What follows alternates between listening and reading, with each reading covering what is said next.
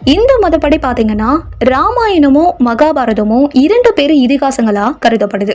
அதே மாதிரி கிரேக்கத்துல இலியட் மற்றும் ஒடிசி அப்படின்னு சொல்லிட்டு 2 புக்ஸ் சொல்றாங்க. இந்த இலியட் ஒடிசி கிமு 800ஆம் நூற்றாண்டு காலகட்டத்திலேயே கிரேக்கத்துல எழுதப்பெற்ற மிகவும் பழமை வாய்ந்த புராண இலக்கியங்கள். சரி, இப்போ நாம கடவுள்களுக்குள்ள இருக்கிற ஒத்துமைய பார்க்கலாம். முதல்ல இந்து மதப்படி பிரம்மா, விஷ்ணு, சிவன் இந்த 3 கடவுள்களை தான் மும்மூர்த்திகள், அதாவது முக்கியமான கடவுள்களா குறிப்பிடுவாங்க.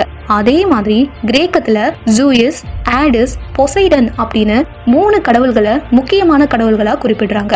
இப்போ பிரம்மா பிரம்மலோகத்துல வாழறாரு, படைக்கிற தொழிலை செய்யறாரு. விஷ்ணு பார்க்கடல்ல இருப்பாரு, உலக மக்களை காக்கக்கூடிய வேலையை செய்யறாரு. சிவன் கைலாயத்துல இருக்கிறாரு, உலக மக்களை அவங்க பாவ புண்ணியங்களுக்கு ஏத்த மாதிரி அழைக்கக்கூடிய தொழிலை அவரு செய்யறாரு. அதேதான் ஜூயிஸ், ஆடிஸ், பொசைடன் அப்படி